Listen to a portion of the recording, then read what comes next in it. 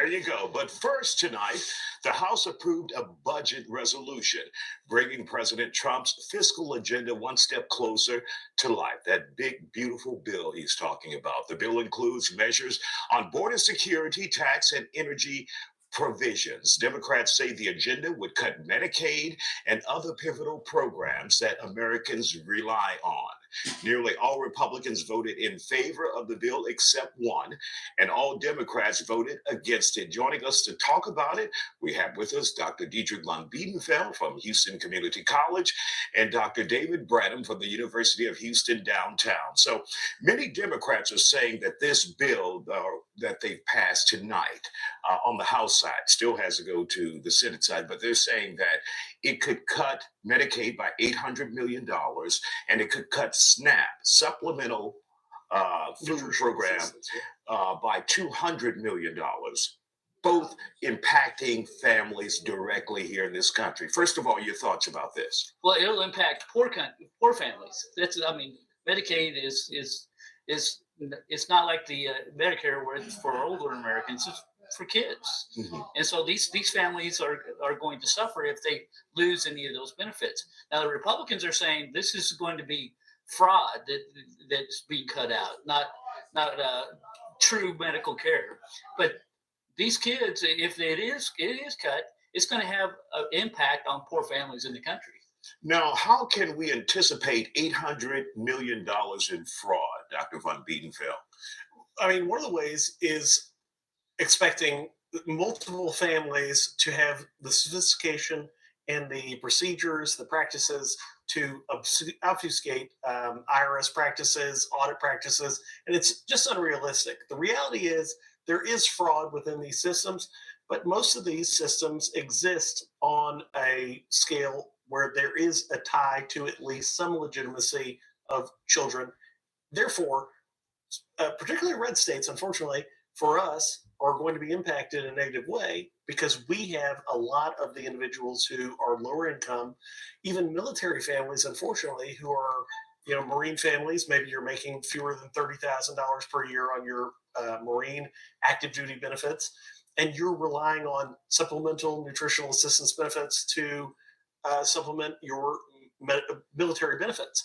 So the downside is the Medicaid is going to impact local economies as these individuals aren't shopping at local grocery stores, as they aren't shopping at local convenience stores.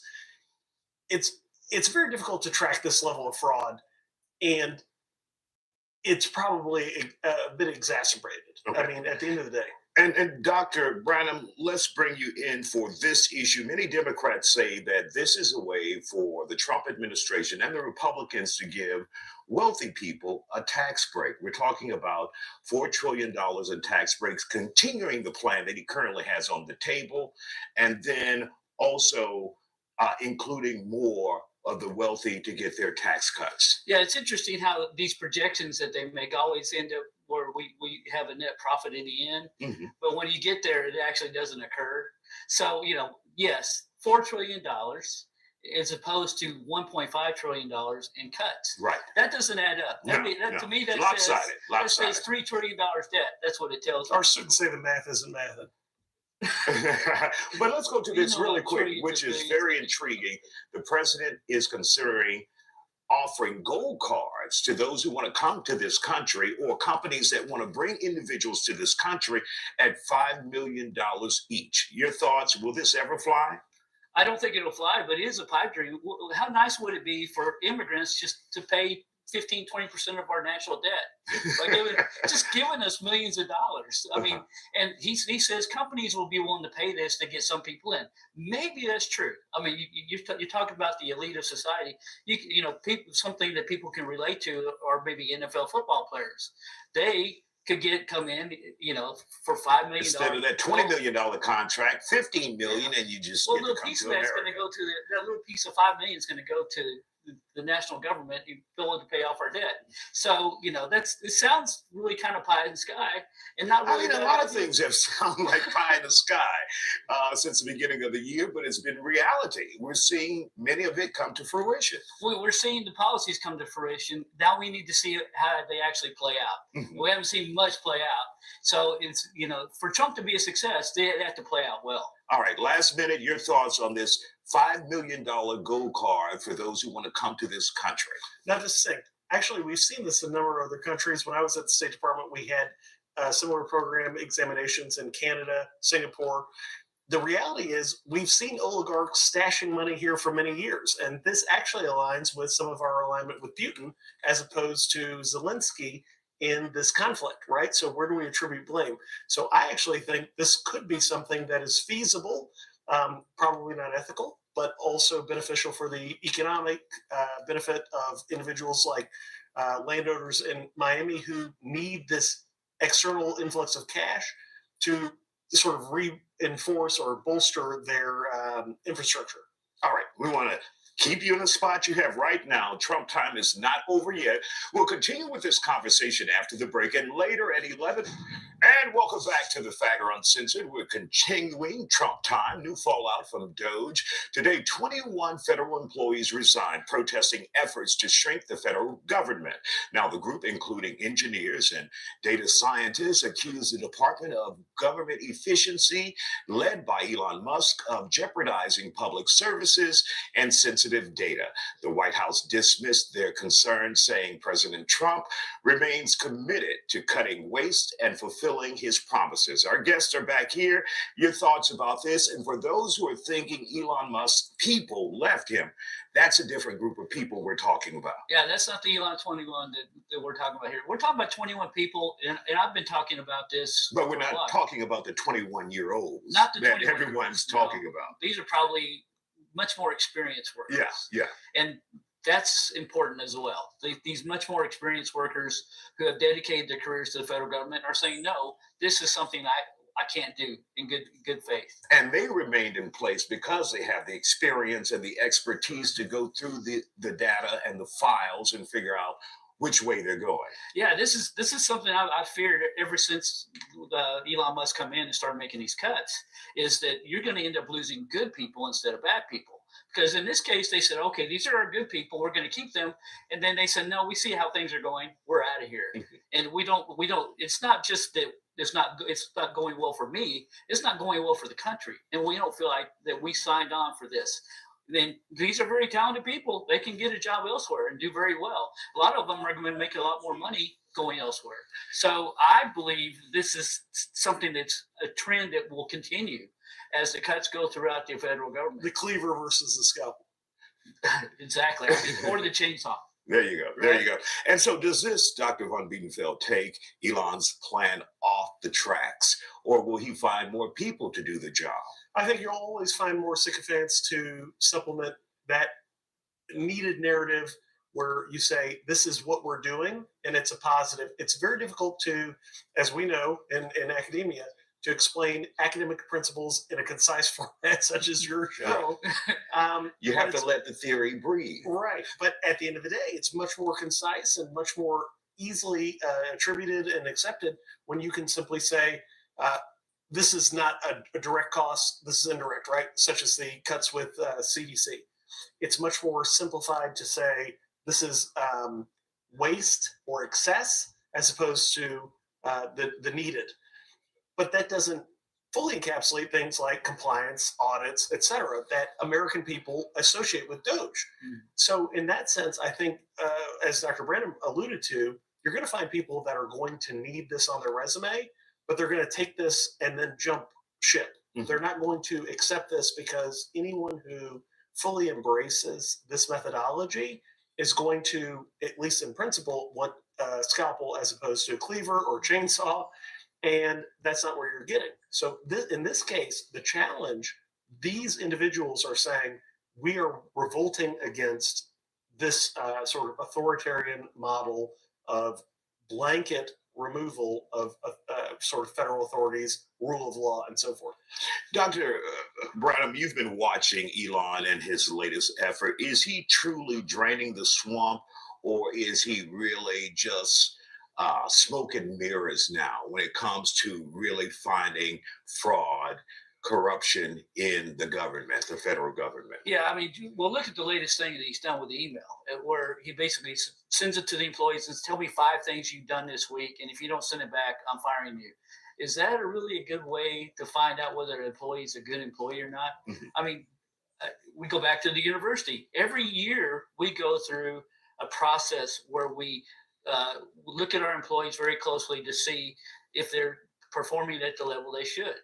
And so, why isn't that being done as a good businessman instead of sending out an email and saying, "Okay, answer this or you're fired"? It's absurd. But So, it's not going to undermine it because at the end of the day, Sam Britton is going to list 2 of his items as luggage theft. well, yeah. So it's. I mean, I just. I don't. I think this is the lazy way to do it. Mhm. It's the lazy way, and so, and I think that Elon Musk and Donald Trump owe the American people the same job they expect from their federal employees, and that's not the lazy way. All right. We want to thank you both for joining us here. Still ahead tonight here on The Fact.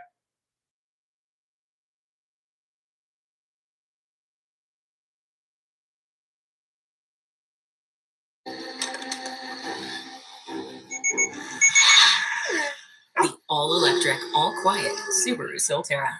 Dog tested, dog approved. Get great low-rate finance or lease offers on select new Solterra EV models during the Subaru Lot to Love event going on now.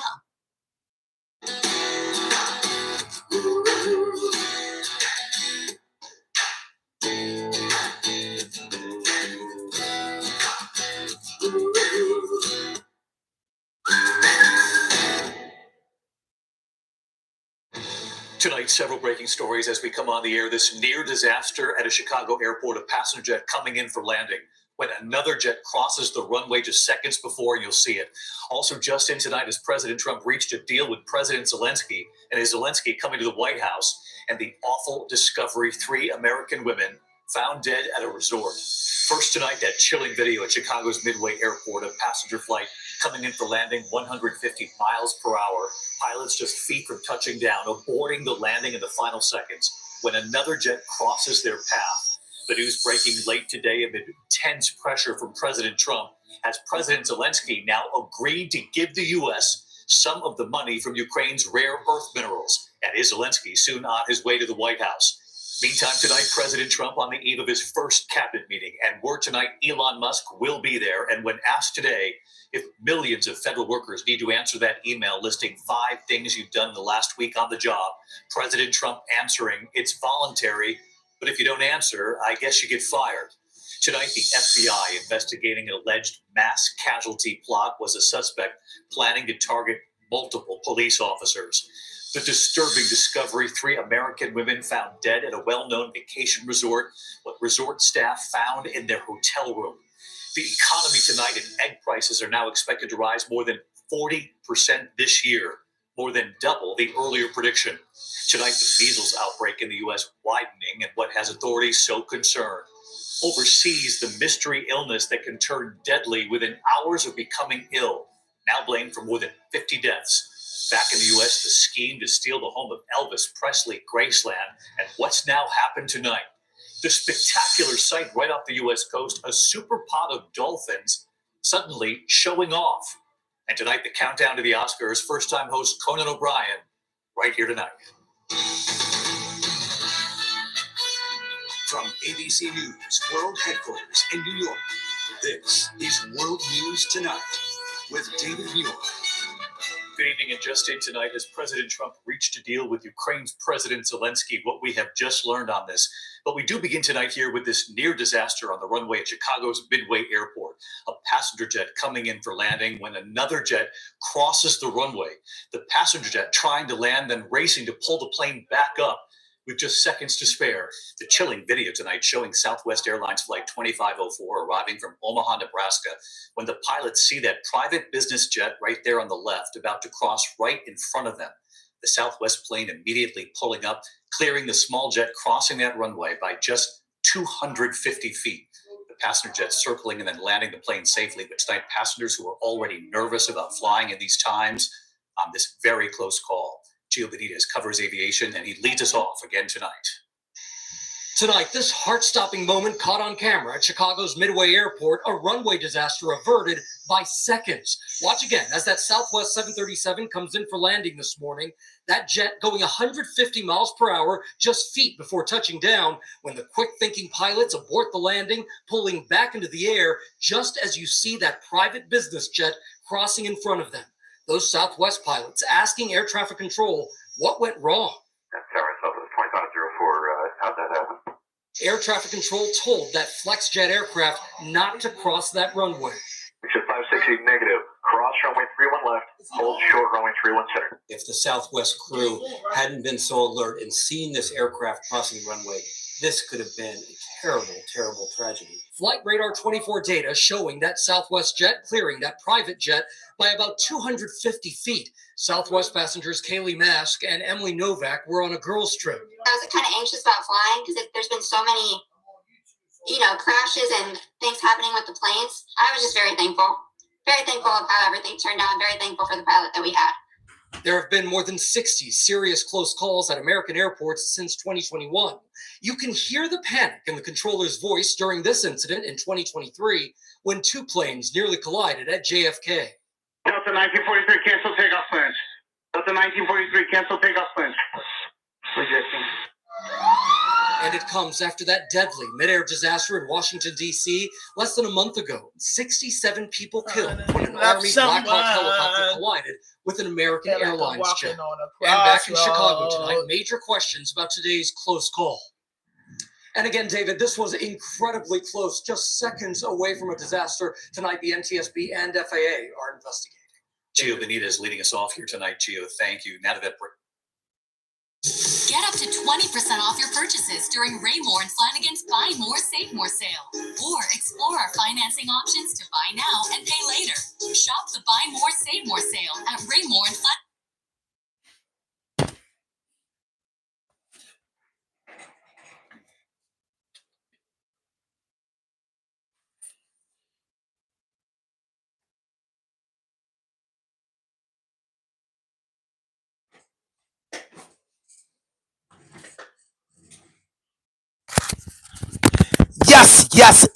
Yes. Back in the building with another podcast. This is Rondo Podcast, and I'm your host, Hand 5000. And what I like to say in my own words to my almost 4,800 subscribers. Good morning. Listen, the boy Donald Trump talking about the gold card. Quando, Rondo, family suing Lord Durk. And SYED conviction has been upheld. So I'm just on the tip where as though I'm getting busy like the bunkie dance. You know what I mean? I'm getting busy like the bunkie dance. So hold up, I don't even like the way I introed it because bro, if I had the time today, this live is very personal. So this afternoon, I'm going in about love, sex, and relationships, and responsibility, and being an uncle. All the things that I experience as being a father, stepfather, uncle, love, relationship, everything that I've been through, man. I just want to deal with the people tonight, man. At 8 o'clock, man. One-on-one with Hand 5000. I got a lot of stuff on my mind, and I'm gonna tell y'all something, man. Porch Prophet, what's good, man? I'm gonna get that other one for us. And y'all be on the lookout for this cargo business that me and Porch Prophet started, man. If you need stuff, man, I got so much going on. I just can't get into it. But yes. Back in the building with another podcast vlog, and this is Raw Dope Podcast Vlog, and I'm your host, Hand 5000. And for my 7 people and my 5 likes that stepped up and came and joined me this morning, I would like to say in my famous words, my greeting to you guys. Good morning. Yes. Hey, Quando Rondo, Lil Pub and Quando Rondo family is suing Lord Durk. I guess for wrongful death. Whatever. Not whatever, but that's what's going on. And a Muslim brother of mine, SYED. I gotta talk about SYED.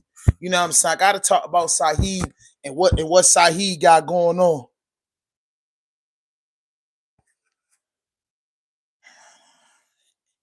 You know what I mean? So what Shaheed got going on? So Ahmad Shaheed was convicted of killing his girlfriend in the early 2000s. It was a Netflix series on this and all that. It was a big thing. So Marilyn Mosley and the administration, the prosecutors felt as though it was enough evidence in his case to overturn his conviction. Now we have a new state's attorney by the name of Ivan Bates who's making his conviction stand. This doesn't mean that Saeed's going back to jail. Doesn't mean it's a possibility, but it doesn't mean that because it's also the Juvenile Act that people that was locked up under, as a juvenile get some type of leniency and be able to get back to the basics. So what I'm gonna say is to you is that this been a long journey for him and his family. So I hope the courts do the right thing and give him a time served probation or whatever, put it over his head and let him live. But I'm gonna play a clip from y'all. And y'all know y'all seen it on the Netflix series. You know what I mean? The Netflix series. You know what I mean? The Netflix series. You know what I mean? So I'm gonna play this because so y'all can get familiar with the case. Now, no, what I'm gonna do is I'm gonna go back a little bit because it's a lot on this case that you got to see because me just getting it and listen, I'm in a rush, kind of rush get the yayo, but.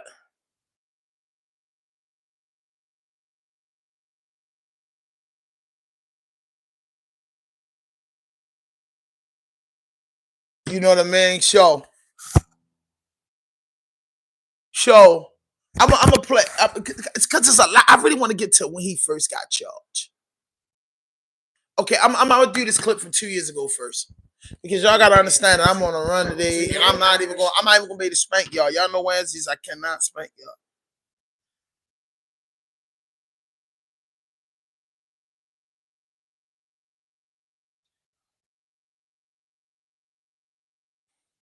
You know what I mean? So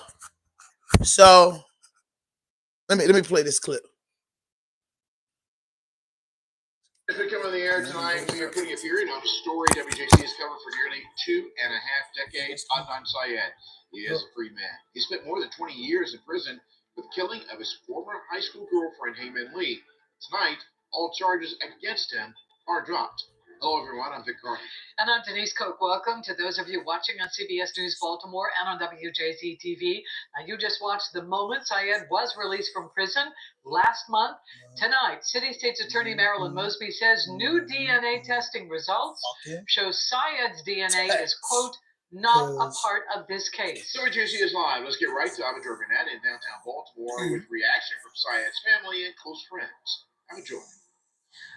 Vic and Denise, we spoke with Yusuf Syed earlier today. That's Adnan Syed's brother, and he told us they found out about this when someone knocked on their door, giving them the good news for that family. They told us that they were absolutely shocked. We've also been told that Adnan Syed was also shocked.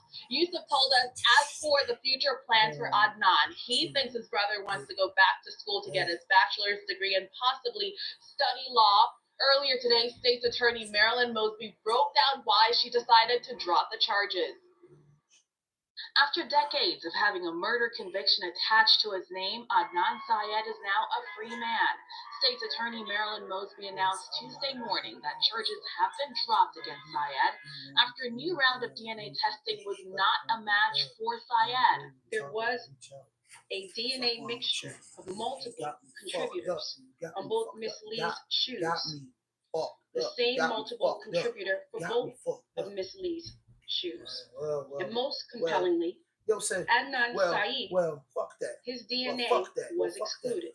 Syed was charged and convicted in the 1999 murder of his Woodlawn High School ex-girlfriend Hayman Lee. But Syed maintained his innocence for the 23 years that he was behind bars. Then in September, his attorneys, in partnership with the Baltimore City State's Attorney's Office, announced that 2 other suspects were discovered. A judge then vacated the conviction. State's Attorney Marilyn Mosby says her focus has shifted to find justice for Hayman Lee. We will continue to utilize every available resource to prosecute whoever is responsible for the death of Hayman Lee. Yusuf Syed told WJZ that his brother Adnan Syed couldn't believe the news when he heard it this morning. We're just like in shock, We're so happy and excited that, that this nightmare is over. We can finally move on with our life. Rabia Chaudhry, Syed's childhood friend who pushed the case into the spotlight, told WJZ his ankle monitor came off earlier today. It's off. He's done. He is a free man. It is all over. State's Attorney Mosby said no more appeals will come in this case because the charges have been dropped. Before Tuesday's announcement, Heyman Lee's family had filed a notice of appeal at the end of September, requesting that the case be put on pause while the appeal is heard. The Lee family attorney, Steve Kelly, now acknowledges any further moves will be an uphill battle. They're very sad. I think they feel very hopeless about any future justice being brought for Hay, and they just feel really, really betrayed and blindsided. In an online recording earlier today, ADNAN Syed's attorney says she hopes an investigation will, number one, bring real answers and a sense of closure for Heyman Lee's family. Live at 6, Avajoy Burnett for WJZ. All right, thank you, Avajoy. If you have our WJZ app, you were the first to know about the charges being dropped against Syed with this notification. If you don't have the app already, scan the QR code you see on the right side of your screen and you'll get a link to where you can download it, of course, for free. Now, to be clear, no one has brought you beginning to end coverage on this story like WJZ. This is our video from March 12, 1999. It was a memorial for Heyman Lee at Woodlawn High School. It took place just months after her body was found in Leakin Park. You could see faculty, friends honoring Lee with praise and song. Lee's mother and grandfather moved to tears as they're given plaques in memory of their daughter. Her friends taking to the podium to talk about how Lee was such a special person.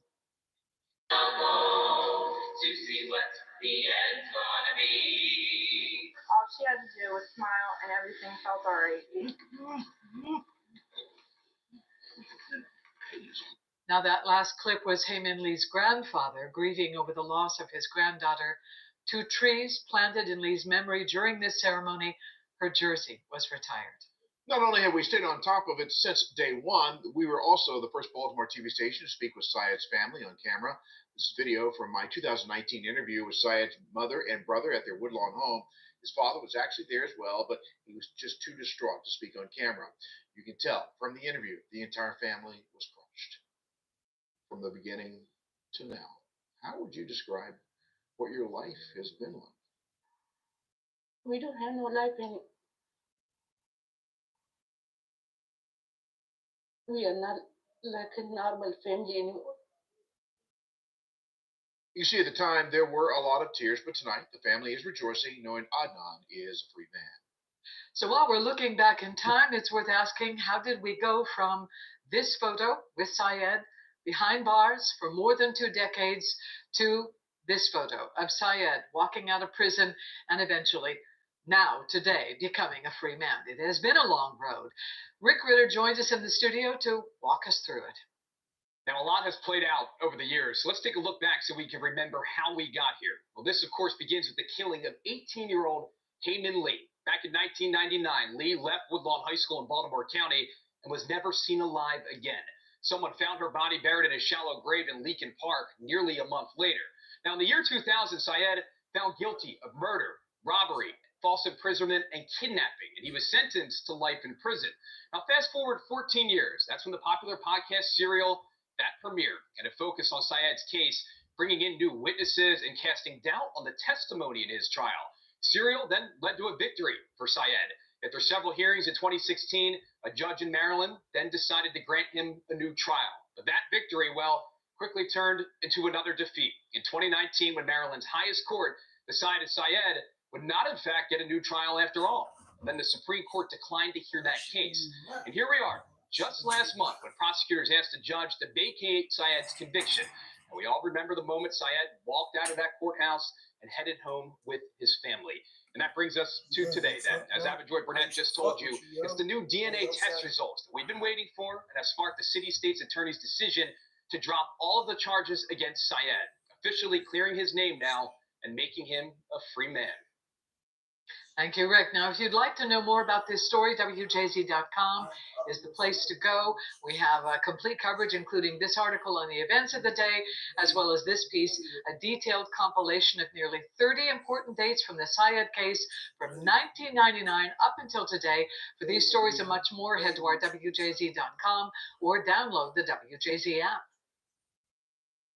How can we call more for you today? Whatever's quick. Please, we got a date with the zoo. No worries. You'll be in and out with a powerful, quick quality oil change. The night before, ADNAN SYED was set to go before a judge to have his conviction officially reduced. A bombshell from City State's attorney, Ivan Bates. In a press release, Bates announced he is withdrawing the motion to vacate SYED's conviction, a motion made by his predecessor, Marilyn Mosby. 11 News anchor Jason Newton is at the live desk for us tonight to explain a dizzying night in this case. Lots of layers to this, Jason. Yeah, dizzying indeed. I'll handle this in pieces. First, the news tonight is interpretation. It's Bates versus his predecessor, Mosby. Marilyn Mosby moved to vacate SYED's murder conviction, but after looking at the case, current state's attorney Bates says he found that the evidence wasn't there to support Mosby's claim. In his words, the case was full of, quote, false and misleading statements in the state's legal filings that undermine the judicial process. He later went as far as saying that Mosby lied, telling the court that there was an ongoing investigation into alternative suspects in SYED's case when there was no actual active investigation into these suspects. With all of that, Bates is no longer seeking to withdraw the conviction. Meanwhile, a motion from SYED's attorneys is set to be heard tomorrow. This is based on what's called the Juvenile Reduction Act, or JRA.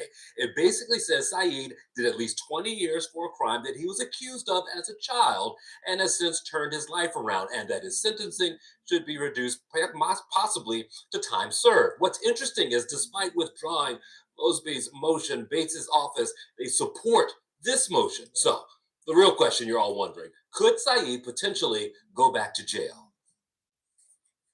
If she wants time to consider the motions, she may say, look, the status quo is that he's been out and we've had no problems with that, so she'll continue to keep him out. I think that's the most likely thing to happen. But he certainly walks in not ever 100% confident that he won't be remanded. I think that's less likely, but is a possibility. And we spoke to two lawyers tonight who each agree, sure, it is possible, but not probable that he'd go back to prison, with the state's attorney's office supporting that JRA. So why does this move come tonight? A legal analyst says perhaps it's an opportunity for Bates to be on the record with this case, with his administration not being the one that tried it initially. Bates expected to be in court tomorrow, and chances are, with all the attention that this case has gotten, the world will be watching.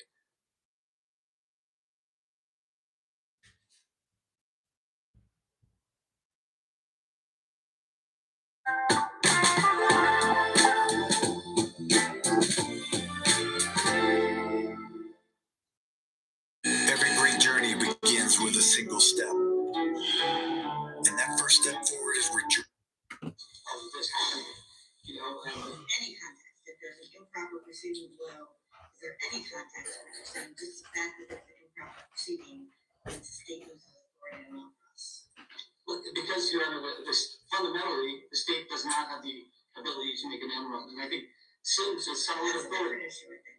That's, as I said, I think there's two issues. The one is, was there authority to effective regular proceeding? And the second is the fact that an appeal is filed.